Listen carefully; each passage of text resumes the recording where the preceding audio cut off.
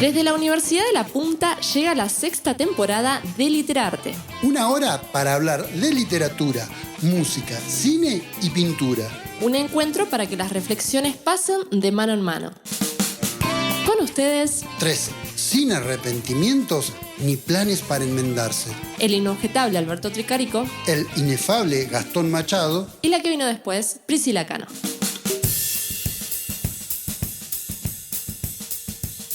Muy buenos días, muy buenas tardes, muy buenas noches. Donde quieras que estés, te damos la bienvenida a este espacio que dimos en llamar Literarte. Mi nombre es Gastón Machado y en un toque, presento a mi compañero, el profesor Alberto Tricarico. Pase de magia.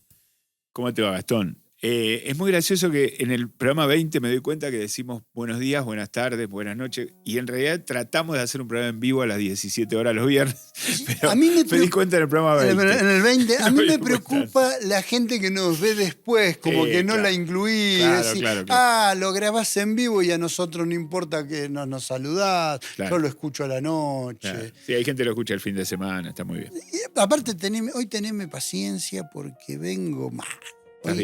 Estás viejo ya a esta altura del año. Aparte, dijo. No, tengo esa angustia de se termina.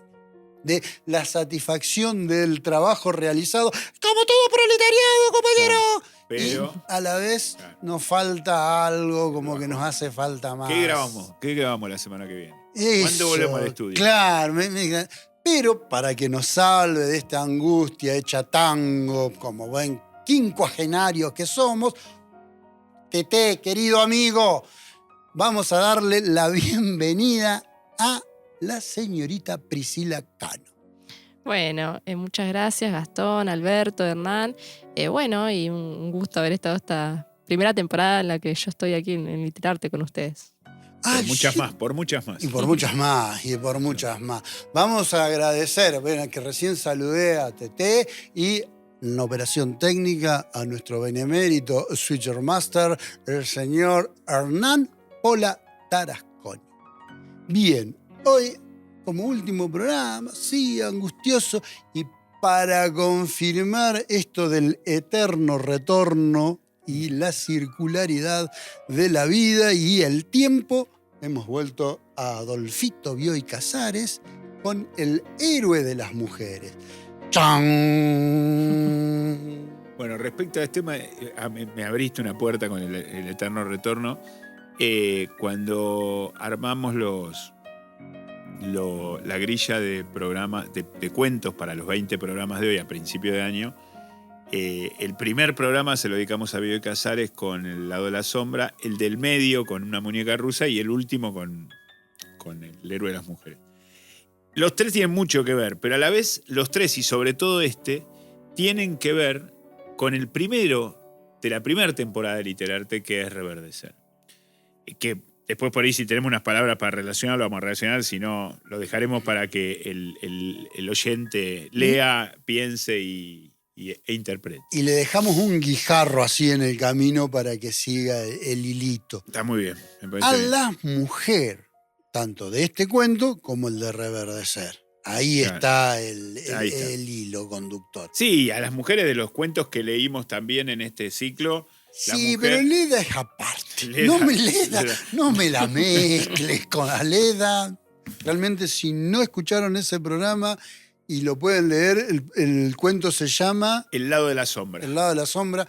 El personaje Leda es un personaje riquísimo, imperdible.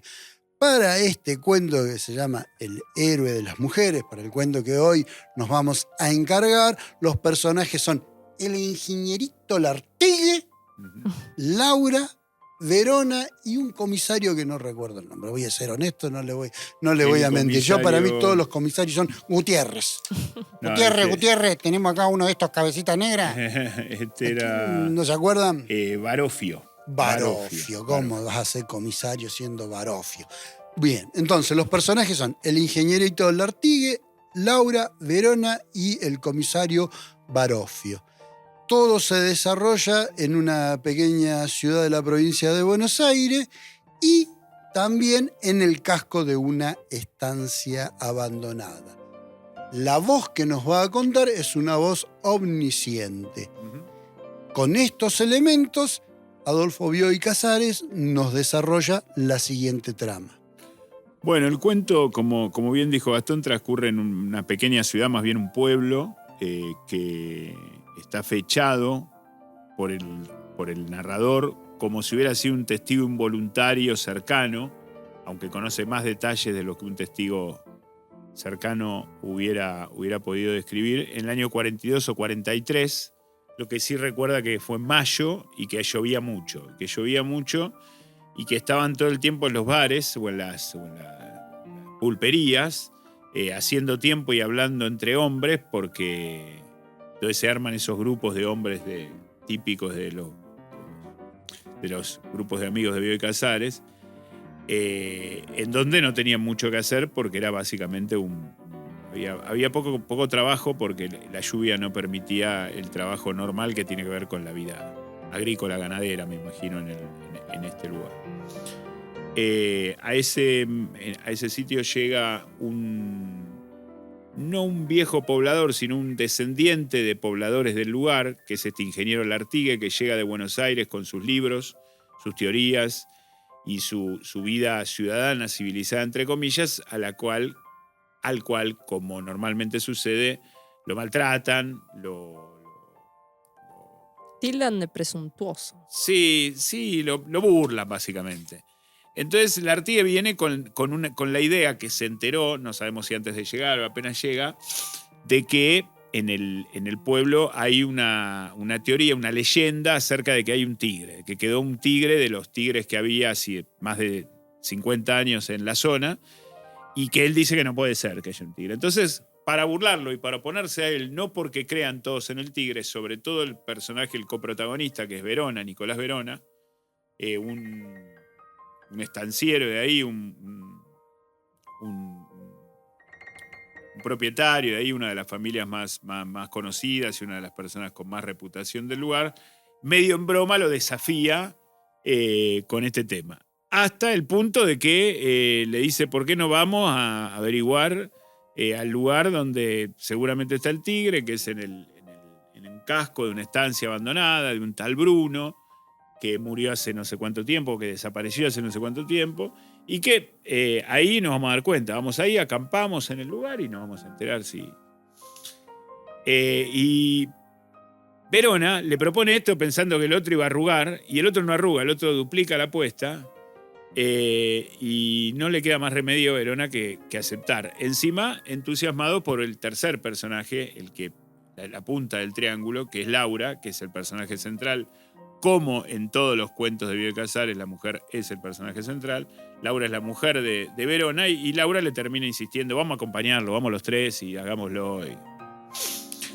Acompañarlo al casco de una estancia abandonada. Acampar unos días, no se sabe cuántos, a ver si vemos un tigre. Y que podía estar habitada por crotos, digamos, Sí, por vagabundos. hasta por fantasmas. Claro, hay una idea de digamos, la leyenda cuenta con lo del tigre, con la posibilidad de que en ese lugar habiten fantasmas por el pasado del dueño de ese lugar, que es el famoso Bruno. Hay todo un correlato cinematográfico a lo largo de los westerns, de las películas del oeste, que tanto al ingeniero Lartigue como a Verona le gustaba mucho, y donde se relaciona determinadas cuestiones que tienen que ver con la vestimenta, con el heroísmo, con los finales de las historias. Bien, pero vamos a la estancia. Nos vamos a la estancia los tres personajes. La estancia llegan los tres personajes y la verdad que el tigre no aparece, el tigre no está. Él mismo, Verona, no cree en el tigre es más que una leyenda, es una fantasía creada, porque el último tigre verdaderamente, como el Lartigue dice, porque el Lartigue es el burlado, pero es el que tiene razón en todo.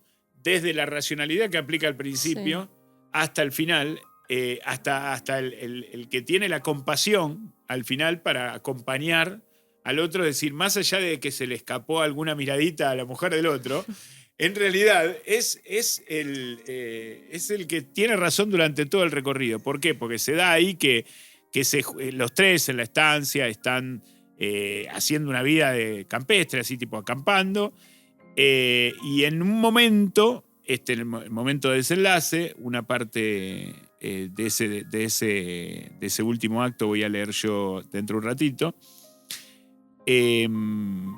La segunda noche tiene un sueño el Artigue. Y lo que sueña es de alguna manera lo que le pasa a su compañero Verona. Y lo que le pasa a su compañero Verona, esto lo vamos a debatir mucho seguramente en el segundo bloque, es que un tigre o un fantasma, o el fantasma de Bruno, o el mismo Bruno, o algo irreal y fantástico, rapta a su mujer y se la lleva. Entonces, Verona sale a buscarla, tira un tiro para ver si lo atrapa, escucha el tiro y se despierta Lartigue, que estaba soñando lo que le estaba pasando a Verona, y bueno, ahí se da esa situación donde se encuentra con el comisario, donde la perdieron, Laura se fue, se la llevaron, la secuestraron, se quiso ir, se dejó llevar, etcétera, etcétera. Ya lo vamos a hablar de eso. Bien. Pero esto es un poco la trama fantástica de este maravilloso cuento, El sueño de los héroes. Sí, un cuento que como nunca o como muy pocas veces va a ser un caleidoscopio donde todo vamos a aportar y ver desde la superficie, desde la primera mirada, la primera sensación que nos da este fenómeno fantástico que es la desaparición del personaje Laura, hasta las profundidades. Para eso vamos a recorrer temas como el héroe y los sueños. Uh-huh. ¿Querés regalarnos un fragmento del cuento El héroe de las mujeres de Adolfo Bioy Casares, por favor, Alberto? Se acostó, pero no apagó la vela. Se dijo que faltaba poco para el amanecer y que la luz del día iba a disipar todas las locuras que le tenían los nervios de punta. Lo peor era el silencio de la casa. El día anterior oía tan claramente los ronquidos de Verona que temió desvelarse. Si ahora los oyera, pensó, con qué tranquilidad me dormiría. Yo creo que ese afán para dormirse que uno tiene es para escapar de la noche. Nunca le perdemos el miedo.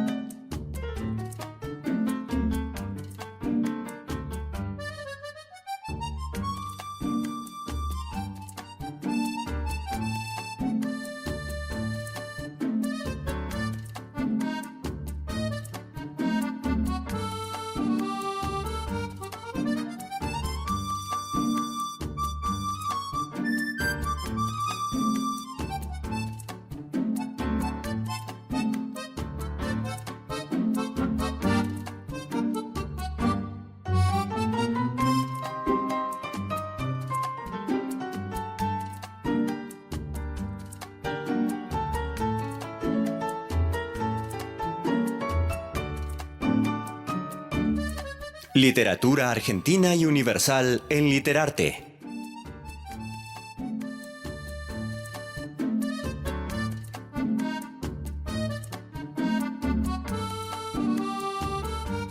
Y les damos la bienvenida a este segundo bloque del 20º programa del ciclo 2024 de Literarte, dedicado hoy a Bioy Casares para cerrar el círculo con el cuento El héroe de las mujeres. Y como hace un par de programas me he resignado a que cuentan los finales, ahí el terror de los spoilers, el profesor Alberto Tricarico, hemos decidido, democráticamente como corresponde, este bloque comenzar con la interpretación del final. Y voy a empezar yo, que soy el lector que se deja llevar por el río metafísico que ustedes me clasifican, suben, bajan. La chica se fue. La muy se fue. Laura no está, Laura se fue. No hay más. Para mí no hay más, porque después voy a contarlo dónde centré la vista. Y ahí cuando dijo, dónde me concentré o qué fue lo que me llamó la atención del cuento y que me hizo poner por ahí el acento o toda mi atención. cuando el profesor dijo hoy que Laura era el personaje principal, yo sentí que, porque lo había dejado de lado y dije, Laura se fue, ya está, no está más. Pero mis compañeros, ellos que navegan estos ríos de metafísica, tienen otra interpretación de ese final. ¿Quién quiere empezar? ¿Hacemos sorteo? No, yo coincido en varias cosas de las que dijiste. Bien, a ver, vamos juntos. En primer lugar, para mí uno de los elementos fantásticos de este cuento es el carácter premonitorio del sueño y las teorías del Artigue. Coincido con vos, Alberto, en este sentido de que el Artigue le pega a todo lo que dice, por más raro que sea. Ajá. Pero con respecto a la desaparición de Laura, yo creo que alguien se la llevó, ¿no? Con su total consentimiento, en eso coincido con vos, Alberto, con vos, Gastón. Y creo que quien se llevó a Laura es nada más y nada menos que el héroe de las mujeres, ¿no? Más particularmente el héroe de Laura. Hago esta aclaración porque en un momento el ingeniero, el Artigue, haciendo un poco de mansplaining, ¿no? Le dice a Laura que el héroe en las películas siempre es uno solo, ¿no? Hay un héroe y ese es el que todos tenemos que aceptar como el héroe. Y ella sabe que, no, o piensa, ¿no?, que no es así y sabe que puede buscar un héroe que no sea el héroe obvio, ¿no? Lo que los hombres consideran que tiene que ser un héroe en este sentido. Yo creo que se fue con un hombre que precisamente no aparece en escena. Se lo nombra, ¿no?, pero no aparece en escena. Hay ciertos indicios por los cuales podemos sospechar la existencia de otro hombre, de un tercer hombre, ¿no?, de un amante. Y ese amante puede ser el mismo Bruno, ¿no? Ahí ya entraría quizás otro elemento fantástico porque se nos dice que Bruno, que es el antiguo dueño de la tapera que había desaparecido hace muchos años, ya tendría como 100 años, ¿no? Sería muy raro que Bruno esté corriendo por el monte con una mujer. Rescatando mujeres, raptando mujeres o convenciendo. Sea Bruno o no, o sea otro hombre el que se va con Laura, con su consentimiento, es un héroe legitimado por ella, ¿no?, pero que nunca podría haber sido un héroe considerado como tal por los hombres, por Lartigue, por Verona o por las películas de cowboy. Bien. Entonces, Laura se va, pero se va con alguien y que no es Bruno propiamente dicho. Pero es un héroe que ella... No me decido si es Bruno o no es Bruno. Lo que sé es que es alguien que ella considera un héroe de las mujeres, un héroe que no es el típico, el que aparece en escena, el protagonista, ¿no?, de las películas. Bien, vamos a sumar un prisma más a este caleidoscopio y va a dar su interpretación del final el profesor Alberto Tricarico. Suenen las trompas. Yo lo que quiero decir es que si Bioy Casares estuviera escuchando esta conversación, se sentiría orgulloso del cuento que escribió, porque para mí es todas las interpretaciones que estuvimos hablando estos días. Es Bruno, es un fantasma, es un pordiosero que vive ahí desde que este lugar está abandonado, es un tigre, es Laura que decidió irse, es Laura que se fue sola y simuló un secuestro. Es todas esas posibilidades y todas cierran, con lo cual que en un cuento pueda contener todos esos finales y todos sean verosímiles y todos se ajusten al recorrido y a las sentencias que viene dando el Artigue, que es como quien va guiando teóricamente todo, ¿no?, hasta las relaciones entre los hombres y las mujeres, el tema de los héroes y demás. Todo se ajuste al desarrollo de las películas, porque esto no lo hemos hablado en la charla de preproducción, pero hay un recorrido entre las películas mudas que le gustaban a Verona, La Diligencia, que es como el gran western moderno de fines de los 30, de John Ford, y la película que le propone ir a ver el sábado a la noche, El retorno de Frank James, él a ella, que finalmente no pueden ir al cine porque están en este meollo de la estancia, que es una película de Fritz Lang, un director alemán que hacía melodramas y que llegó a Hollywood y le tocó, el de Metrópolis, que hacía melodramas o películas de terror en Alemania, y llegó a Hollywood, le tocó hacer western, tuvo que hacer un western, hizo 2 western y los 2 muy buenos. Uno es El retorno de Frank James del año 41, con lo cual cierra todos los años de la época y todo eso. Pero bueno, todo el correlato que tiene la obra de Bioy Casares, las sentencias del Artigue, todo lo que se habla del western, la lluvia,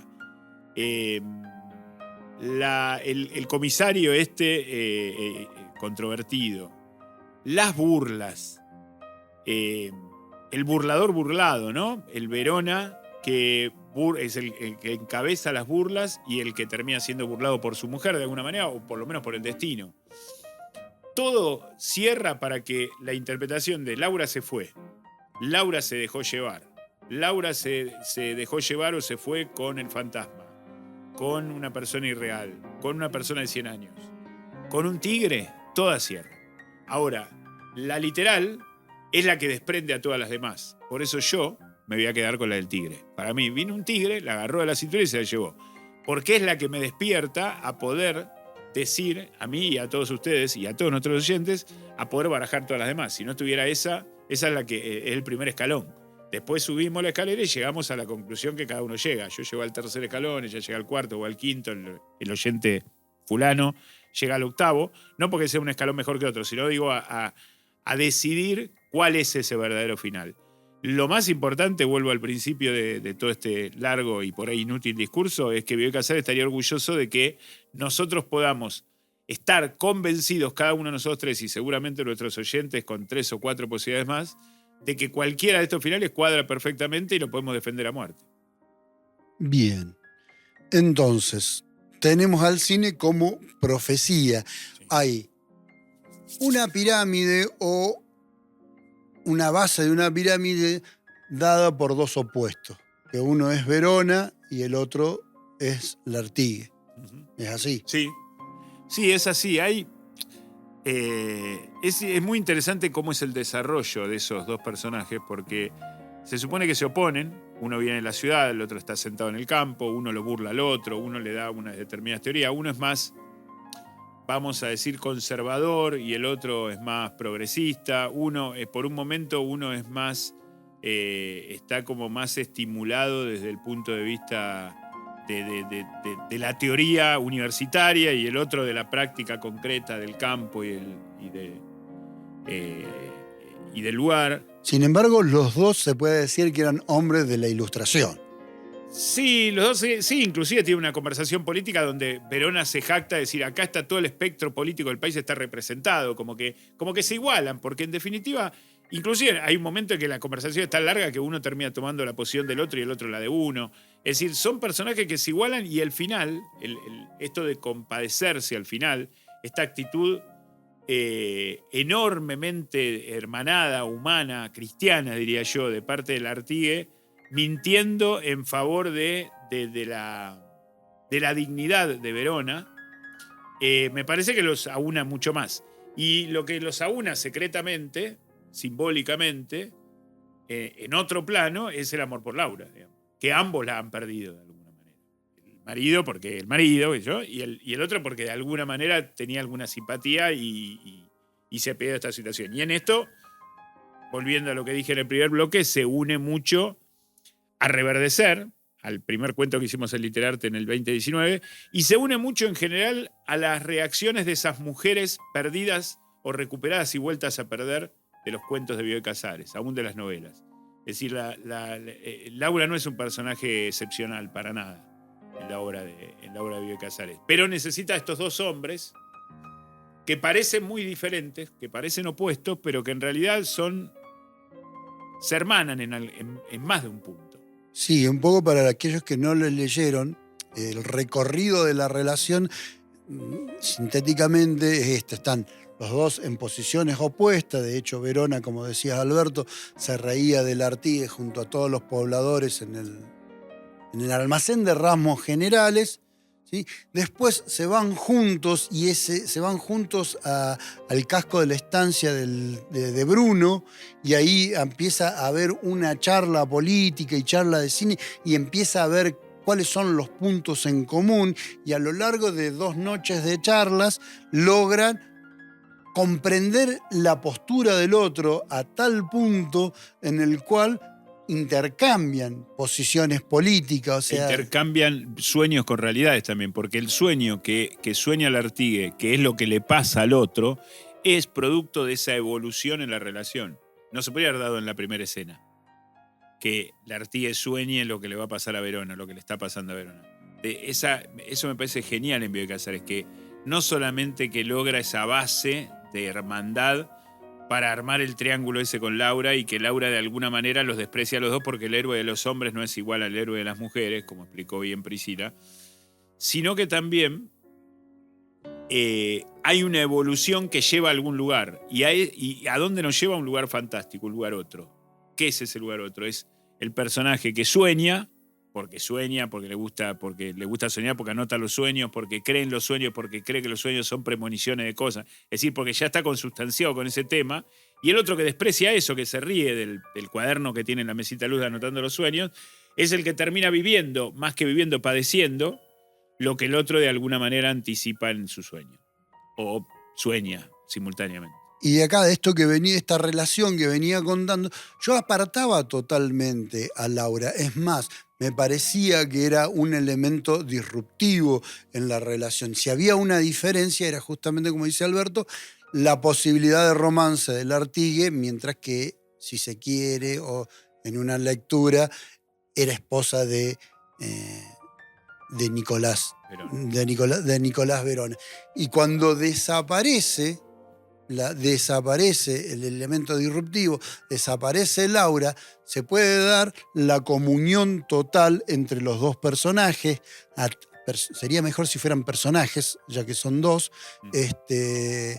Se da la comunión total a tal punto que el Artigue sale como testigo y defendiendo el argumento de Verona en cuanto a la desaparición de su esposa, porque tenía muchas cosas para explicar. Sí. Te vas al medio del campo y tu esposa desaparece y el otro está durmiendo al lado. No, yo estaba durmiendo cuando desperté. No, le salva las papas mintiendo deliberadamente, o no sé si mintiendo deliberadamente. Tal vez comprendiendo. Comprendiendo, sí. Claro, comprendiendo. Comprendiendo eso que soñó, tal vez formaba parte de una realidad. Uh-huh. El sueño como algo premonitorio. Exactamente. Hay otro personaje que, si bien no lo nombramos, es secundario, que es el tigre, que es Bruno, que él es llamado como el tigre. Ahí vos veías un paralelismo, Priscila. Sí, bueno, justamente estaban hablando primero acerca de la relación de las películas de cowboy con lo que ellos ven, ¿no es cierto? Sí, a ver. Como ciertas interpretaciones relacionadas a ese consumo cultural que son las películas de cowboy, pero también teniendo en cuenta otro consumo cultural, la literatura, ¿no? También podemos rastrear algunas formas de interpretar o de ver o de entender las cosas de tanto el Artigue como de Verona, con relación a esos consumos culturales. En este caso, a un libro, ¿no? Esa confusión, por ahí lo veo más como una confusión que ellos tienen entre el tigre y Bruno en el sueño, creo que es producto de esa lectura, ¿no? Ellos, o al menos Verona, leyó el libro Facundo, Civilización y Barbarie en las Pampas Argentinas, de Domingo Faustino Sarmiento, que Verona leyó este libro, lo dice explícitamente, ¿no? Sí. En el texto el narrador, y también de alguna manera nos dice más implícitamente que el Artigue también leyó este libro de Sarmiento, por ejemplo, cuando dice que esa zona en la que ellos estaban antes se les solía llamar desierto, ¿no? Una denominación que utiliza todo el tiempo Sarmiento para referirse a las pampas argentinas. Y además todo el tiempo en el texto se hacen referencias a figuras románticas, ¿no? De esa época, del 1840. Bueno, sabemos que Sarmiento además es un escritor del romanticismo. ¿Y por qué digo que la asociación entre el tigre y Bruno, ellos la sacan de ahí, de esas lecturas? Bueno, porque Sarmiento hace esa misma asociación entre Facundo Quiroga y un tigre, ¿no? De hecho, a lo largo de su texto, él usa el apodo el tigre de los llanos para referirse a Quiroga de una manera constante, ¿no? Les voy a leer una descripción que hace Sarmiento en su libro El Facundo. También a él le llamaron tigre de los llanos, y no le sentaba mal esta denominación. A fe, la frenología y la anatomía comparada han demostrado, en efecto, las relaciones que existen en las formas exteriores y las disposiciones morales, entre la fisonomía del hombre y de algunos animales, a quienes se asemejan en su carácter, ¿no? De alguna manera, a través de las características físicas de Facundo y de carácter y estas disposiciones morales, Sarmiento nos dice que Facundo es un tigre, ¿no? Es el tigre de los llanos, sin duda. Y por la descripción que hace Verona en el cuento, es posible asociar a Bruno a un tigre siguiendo esta lógica de Sarmiento. También Lartigue en dos momentos piensa en Lartigue como un tigre. En esa descripción que yo decía que Verona hace de Bruno, por ejemplo, lo retrata con bigotes largos, ¿no? Sí. Con una mirada astuta, creo que dice, como valiente, como coraje, bueno, como un tigre básicamente. Y Lartigue también en un momento, a modo de chiste quizás, supone que en la casa de Bruno hay fantasmas, ¿no? Y Sarmiento justamente también hace eso con Facundo Quiroga. Antes de decirnos incluso que es el tigre de los llanos, lo presenta como un fantasma. Y esto lo podemos ver, por ejemplo, cuando empieza en la introducción al Facundo. Dice Sarmiento: sombra terrible de Facundo, voy a evocarte para que, sacudiendo el ensangrentado polvo que cubre tus cenizas, te levantes a explicarnos la vida secreta y las convulsiones internas que desgarran las entrañas de un noble pueblo, ¿no? Lo está evocando como si fuera un espíritu, un fantasma, Facundo Quiroga. Así que bueno, nada, quería marcar eso, cómo están las asociaciones entre lo que ellos ven y las películas de cowboys, pero también entre lo que ellos ven, ¿no? en su realidad, y aquello que leyeron, que es el Facundo, Civilización y Barbarie, en las pampas argentinas. Bien. Había algo del tema Verona, ¿no? Algo que quería aclarar, porque digo literatura cuando me refiero al Facundo, Sí. porque bueno, es un texto que por supuesto se puede leer también como literatura, no solo como ensayo político, como crónica, como biografía, sino también como literatura, porque ficcionaliza constantemente a la figura de Facundo Quiroga. Bien, el general Quiroga va en coche a la muerte, dice Jorge Luis. No, de todas maneras está bien, digamos, creo que no hace falta la aclaración esa, Pri, porque la idea es que digamos que la referencia, la alimentación o la comida de lo que se alimenta la literatura de hoy es las películas y los libros, digamos, no importa si ese libro es literalmente ficción. En general lo es, o en general es la parte de ficción, o en general es la parte más mítica, podríamos decir, o la parte más legendaria de las fuentes, como este chaleco que tiene Bruno, que recuerdan que usaba Bruno, que es parecido al de la película, o como esta descripción que acabas de leer, pero en general la referencia está en el libro, es decir, esto lo vemos con los grandes directores de cine o con los grandes escritores, que la fuente de alimentación es el propio arte o las artes cercanas, hermanas, con las que referenciarse. También hace una referencia a la literatura. Hay una teoría literaria adentro del propio cuento. A mí me estoy buscándola para leerle, pero... ¿Querés leer la voz? No, si la tenés a mano. Dale. A mí me parece muy interesante porque justamente se define la literatura fantástica diciendo lo contrario, o sea, diciendo lo contrario a la superficie de lo que en el fondo quiere decir y cualquiera se puede dar cuenta. Apenas empieza, o a la tercera, cuarta página, dice: siempre supe que alguna vez contaría la historia que están leyendo. Es decir, ahí es el narrador separándose del texto extradiegéticamente, hablándole al lector, ¿no? Están leyendo. Aún a los narradores de relatos fantásticos les llega la hora de entender que la primera obligación del escritor consiste en conmemorar unos pocos sucesos, unos pocos parajes y más que nada a las pocas personas que el destino mezcló definitivamente en su vida o siquiera en sus recuerdos. Es decir, es un documentador, un periodista el escritor. Sí. Bien, dice: al diablo, con las islas del diablo, con la alquimia sensorial, con la máquina del tiempo y con los mágicos prodigios. Nos decimos, para revolcarnos con impaciencia en un renglón, en un pago, en un entrañable partido del sur de la provincia de Buenos Aires. Cuando se trata de una historia verdadera, lo vamos a ver un cachito después, pues se trata de una historia verdadera, que transparenta misterios no vislumbrados por las creaciones de la fantasía, nuestro impulso de registrarla se vuelve más perentorio. Por otra parte, el descubrimiento de una grieta en la imperturbable realidad a todos nos atrae. Es decir, la historia verdadera es lo fantástico. El escritor que tiene que hacer crónicas en realidad termina volviendo a la alquimia sensorial o a la máquina del tiempo o a los mágicos prodigiosos porque no se puede salir de ahí, sobre todo por un tipo como Bioy Casares, y lo que le atrae a la gente son las grietas que aparecen en la realidad, es decir, aquellas cosas que no se pueden explicar o terminar de explicarse racionalmente a partir de la comprobación empírica. Bien, y vos decías algo ahí en el medio que lo ibas a aclarar, que sobre lo fantástico o sobre lo imaginario o sobre lo no real.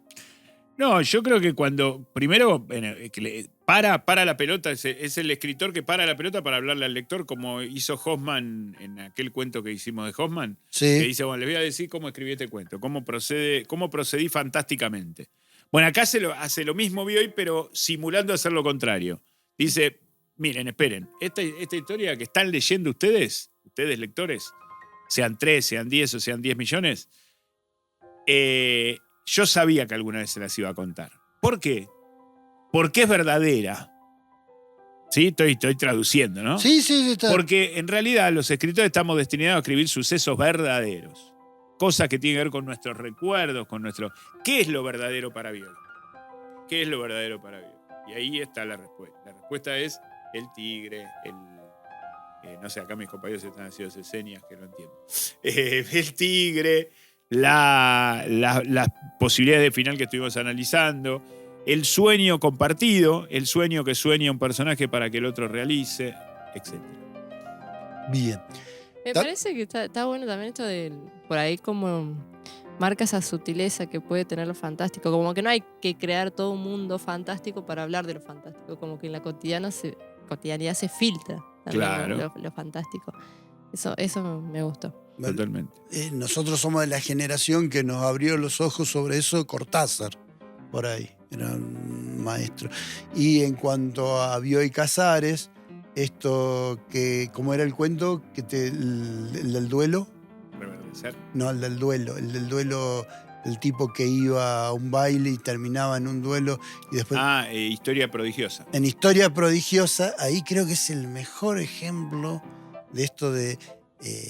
o por lo menos el que encontré yo, esto de lo fantástico dentro de la realidad, de esto que llamamos realidad, cuando van en auto, y los autos son 2 autos y se emparejan los duelistas, y uno mira al otro auto y ve, venían de un baile de disfraz, y ve a un burro y ve un chivo que están manejando el auto. Me parece que eso fantástico dentro de la realidad, esa apertura, esa posibilidad de verlo de manera fantástica el hecho real. Sí, esto de Bioy, digamos, yo creo que es una definición, bueno, la podría compartir Borges e infinidad de escritores, yo particularmente la comparto, que es la definición de qué es lo fantástico. Lo fantástico es una grieta en la realidad, no es lo irreal lo fantástico, no es lo mágico, no es lo maravilloso, no es un mundo de hadas y de enanos. No es una varita mágica, no es Harry Potter. Lo fantástico es una grieta en la realidad. Es algo que aparece un chivo manejando un auto, porque en realidad es un tipo que tiene una cabeza de chivo porque viene un baile de disfraces. Pero vos ves un chivo. Pero vos ves un chivo y te asustás y te sacude y te... Claro, exactamente. Vos ves un chivo. Yo quería hacer una referencia en el primer bloque y se me fue porque, bueno, me tocó esta vez contar la trama y leer y justo, no me acuerdo qué dijiste vos, Gastón, y se me pasó. Pero algo importantísimo. No sé si es importante, pero ahora viene a colación. Los 3 cuentos que elegimos para hacer de Bioy, el primero, el del medio y el último de todo este ciclo, en el orden es El lado de la sombra, Una muñeca rusa, y El héroe de las mujeres, que dicho sea de paso, son 3 cuentos que dan nombre al libro de cuentos al cual pertenecen, más allá de después futuras antologías. Los 3 plantean esto, es decir, la grieta. Veblen, en el primer cuento que hicimos, El lado de la sombra, está seguro que ese gato es el gato con el que estuvo en Suiza, y sabe que Leda va a venir. Sí. Él lo sabe positivamente. Él... Nosotros desde afuera podemos dudar, como podemos dudar de cualquier grieta que surge en la realidad. como podemos dudar de una casualidad cuando nos encontramos con una persona en la calle 3 días seguidos, que no veíamos hace 10 años. Decimos, ¿qué? Este me está siguiendo, este se esconde, cada que paso yo por acá aparece. ¿Qué está pasando acá?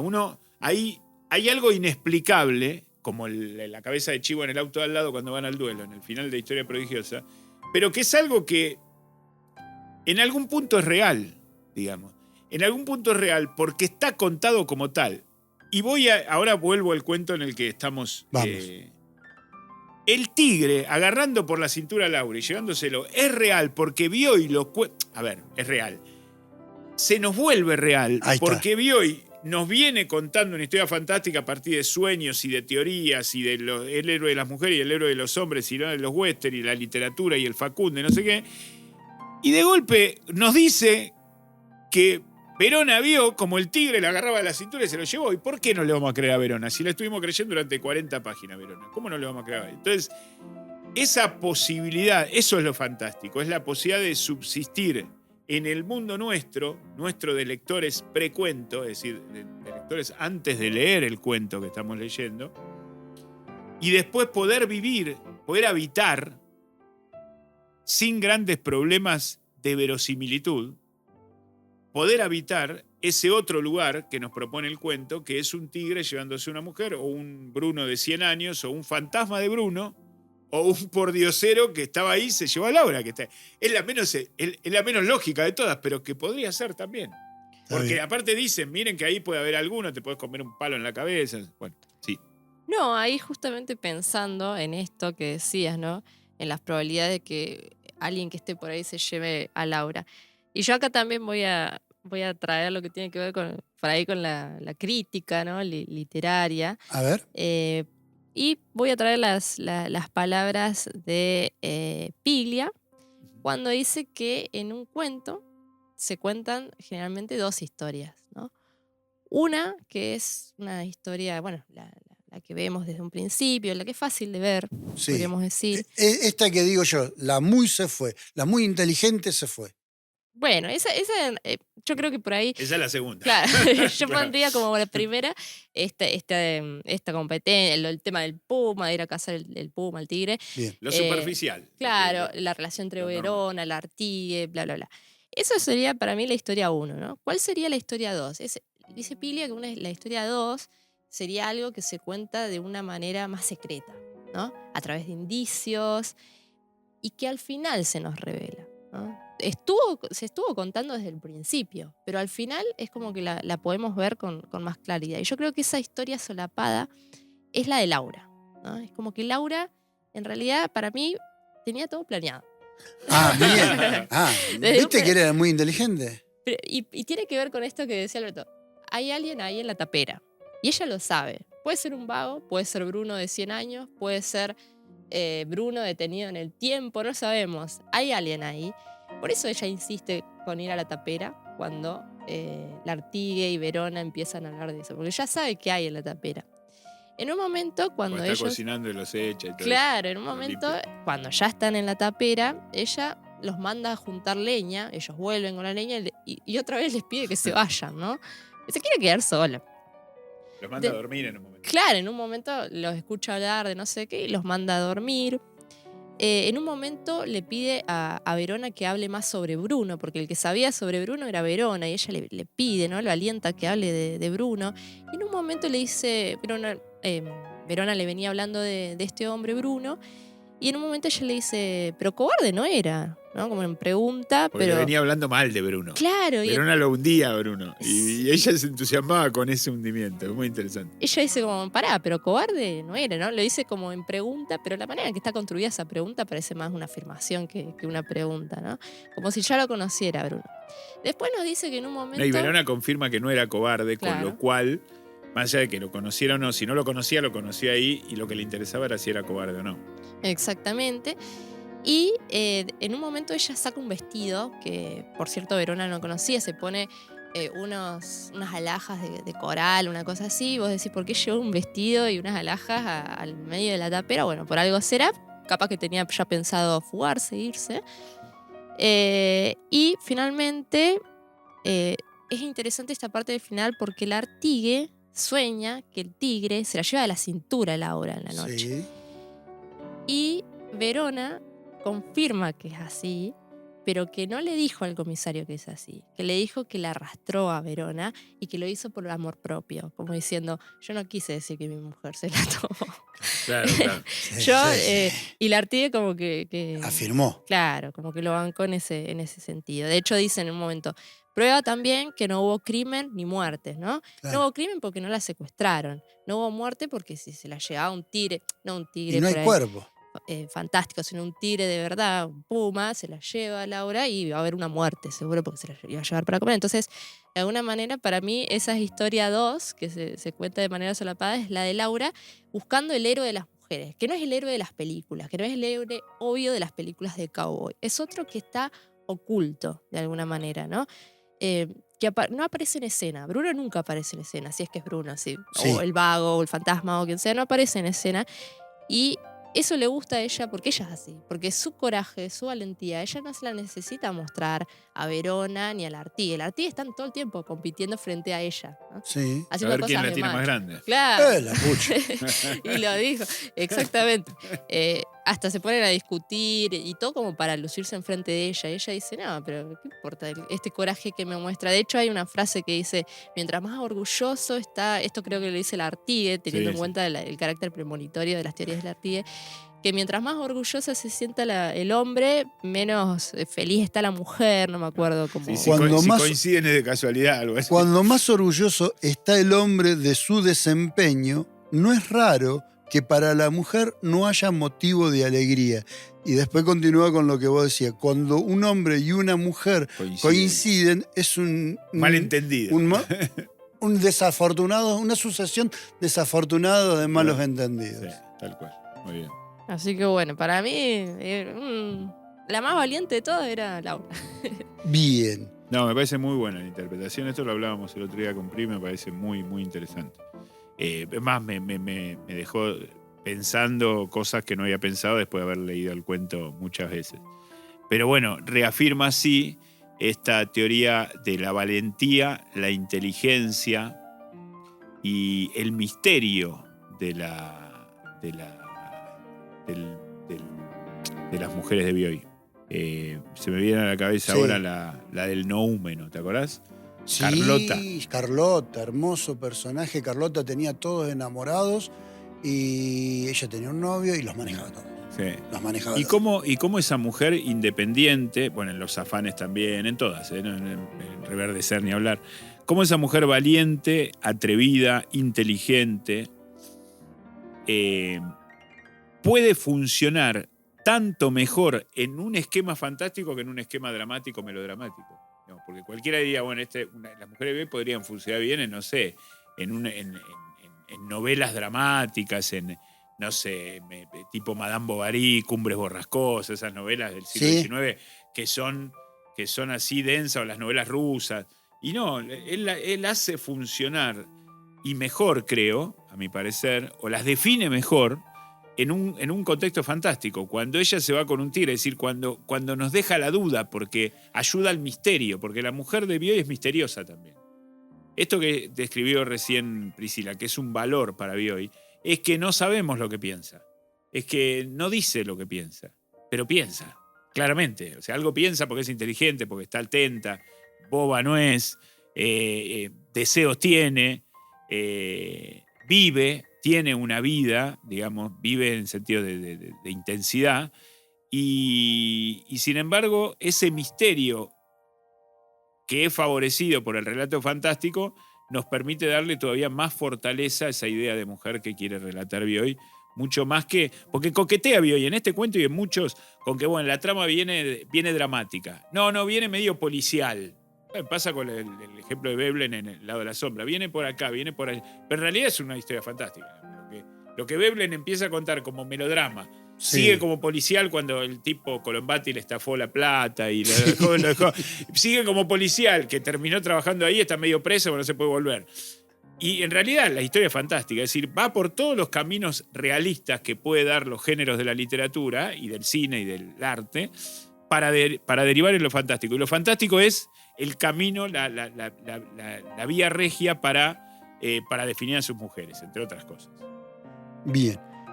Para redondear este blog, yo no me voy a atrever a hablar. ¿Por qué? El héroe de las mujeres y una mujer presente no, yo no puedo decir. Yo me la pasé hablando. Bueno, pero lo suyo es temeridad. Usted confunde la valentía con la temeridad. Ya lo he dicho hace mucho. Priscila va a arrojar luz sobre el epígrafe con el cual empieza el cuento, que hace referencia a la obra Don Juan de Lord Byron.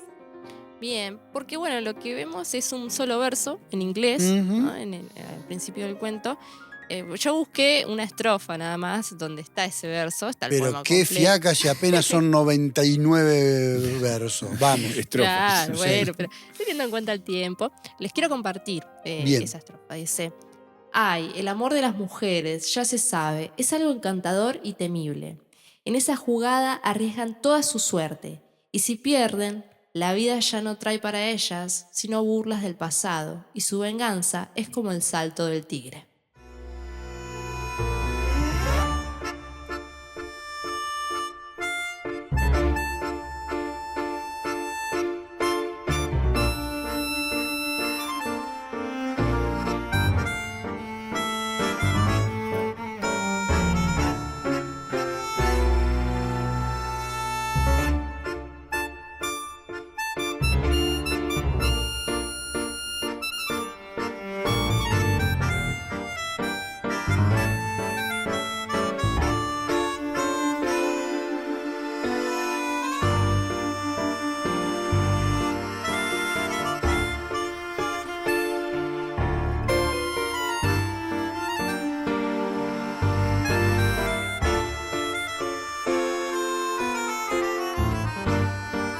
Acompáñanos en esta aventura de historias, libros y arte.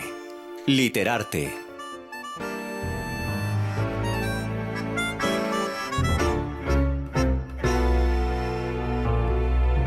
Y damos comienzo al tercer bloque de este programa dedicado al héroe de las mujeres de Adolfo Bioy Casares.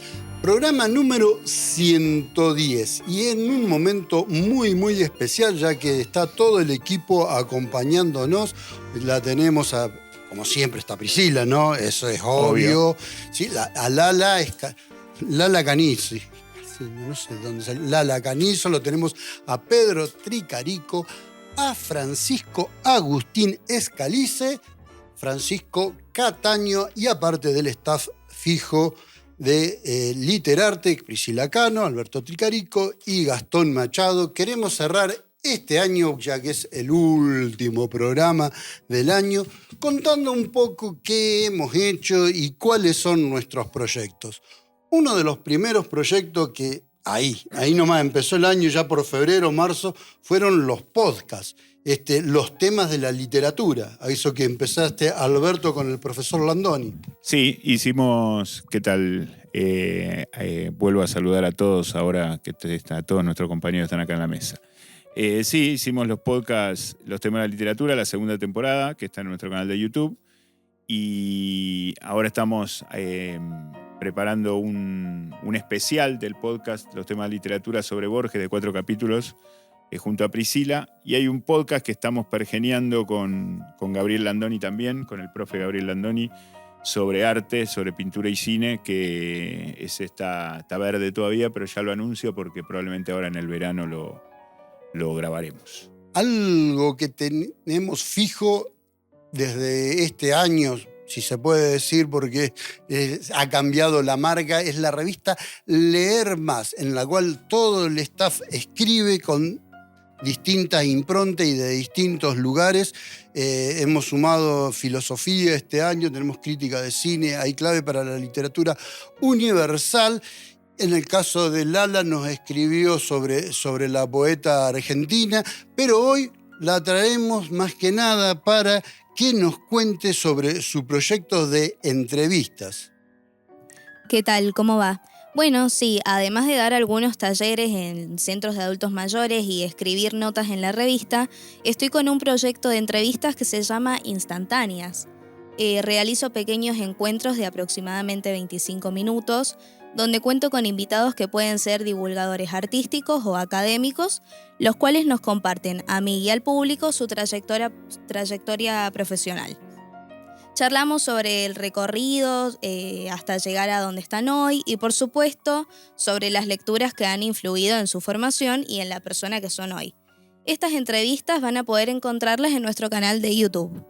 Bien, también tenemos lo que yo llamo la gente de la trinchera, la gente que se acerca a la comunidad más allá de los productos digitales en el canal de YouTube, más allá de la revista.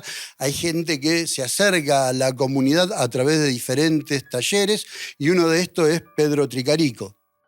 Bueno, gracias Gastón. Voy a hablar de los talleres que hicimos durante en todo el año, que son exclusivos para nuestra comunidad, son gratuitos e implementarios para la lectura y escritura en todas sus formas. Esto lo realizamos en Servicio Penitenciario Provincial, Servicio de Recuperación de Adicciones, en el Centro Cultural de José La Vía y en distintos centros de jubilados de todo San Luis. También mencionar que en nuestro canal de YouTube vamos a poder encontrar contenido audiovisual que hicimos durante todo el año y durante todas estas temporadas, donde vamos a encontrar encuentros literarios, todos los episodios de Literarte, y también van a encontrar listas de reproducción con autores que mencionamos en todos los programas. Gracias, Pedro.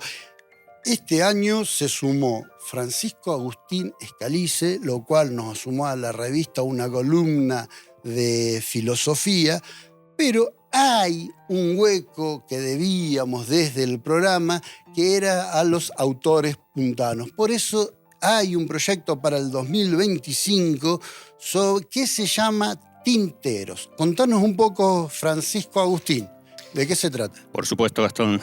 Muchas gracias por la presentación y las palabras. Sí. En algún momento del año tuvieron la desafortunada idea de contratar escritores. Y como escritor, me desarrollé, como bien decís, en la no ficción, en la filosofía, en la revista Leer Más. Pero quedaba pendiente esta cuestión de incursionar en la no ficción, puntualmente en la no ficción puntana. Específicamente en el cuento y la poesía que, como bien sé, a modo de escritor, igual que acá mi compañero Francisco Cataño, esta literatura es vastísima en San Luis y a menudo no tan difundida ni publicada. Por eso esta nueva revista, que se estrenará el año que viene, buscará vincular a la comunidad de escritores de San Luis con un medio virtual de publicación y difusión propiamente literaria, donde se puede encontrar a la ficción como protagonista, específicamente al cuento y la poesía puntana, sin dejar de ser promotora de la lectura como la antigua revista, por decirlo de alguna manera, de Leer Más. Esta nueva revista será una incursión a la literatura autóctona de toda la provincia. Bien, y como a nosotros no se nos acaban las malas ideas y contratamos un escritor y un poeta, contratamos otro poeta, no lo contratamos, pero lo sumamos al equipo, a otro poeta, a Francisco Cataño. Bienvenido. Hola, ¿qué tal, Gastón? Muchas gracias por la presentación. Yo soy Francisco, soy escritor también. Acá somos los dos Francisco escritores. Yo voy a estar colaborando también con la revista Tinteros, junto acá a mi tocayo, aparte de, por supuesto, mi participación en la revista Leer Más y futuros proyectos que irán viniendo con el tiempo. De alguna forma vos no te preocupes que te vamos a trabajar. De alguna manera vas a estar dentro del equipo. Bienvenido. El equipo por lo general este año se ha renovado mucho y una de las perlas que nos trajo fue la que vino después, Priscila Cano, que aparte de estar en Literarte, presentó un proyecto que se llamaba Rodeados de Libros. Así es, Gastón. Se trata de una serie de videos de corta duración, unos 6-7 minutos cada uno, en los que se hacen recomendaciones de autores, de obras y también claves de lectura para aproximarse a estos libros. Estas recomendaciones están a cargo de docentes de literatura y cada docente brinda una recomendación sobre la literatura que enseñan. Por ejemplo, en esta temporada tenemos literaturas anglófonas, literatura universal, griega y argentina. Todos estos videos los pueden encontrar en el canal de YouTube Lectores ULP. Y también les cuento que otro proyecto, ¿no?, que iniciamos este año tiene que ver con la efeméride para poder recordar autores de la literatura argentina y del mundo.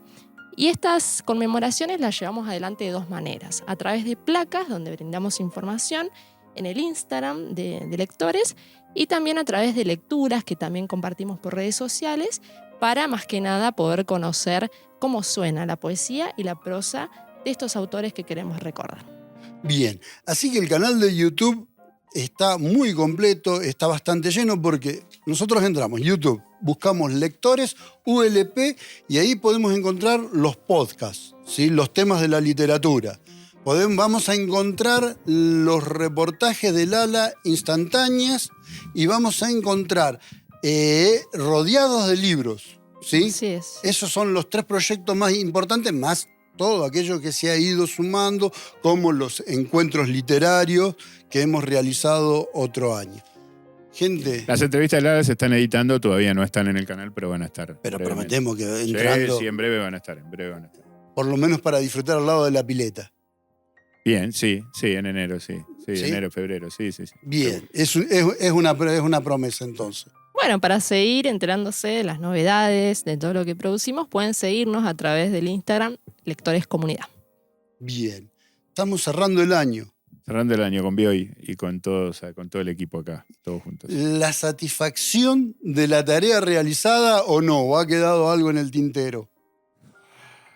Ha quedado mucho en el tintero. Ganas de hablar siempre hay, pero lo que podemos hacer para cerrar son las promesas para el próximo año, que va a seguir Literarte. Vamos a hacer una 7ª temporada, a arrancar con el programa 111. No sé si hasta el 130 o hasta el 125, veremos. Veremos cómo nos gustan pero los con números. Algunos autores nuevos que ya estuvimos charlando, con algunos viejos, con otros cuentos que no hemos hecho. Y sí, vamos a poner una estructura similar. Con sí, Priscila, Gastón y yo vamos a estar seguros. Sí, hemos estado hablando de Rodolfo Walsh, ya así largo Ítalo Calvino, porque se me encaprichó. Pueden los compañeros decirme que no, pero se encaprichó. Esos son los pequeños adelantos que tenemos para el año que viene dentro de Literarte.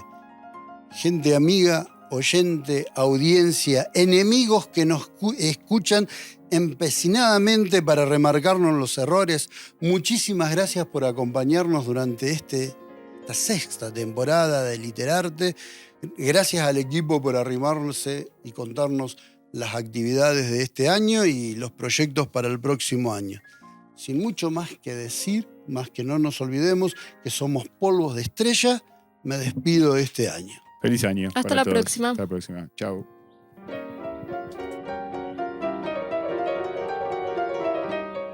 Acompáñanos en esta aventura de historias, libros y arte. Literarte.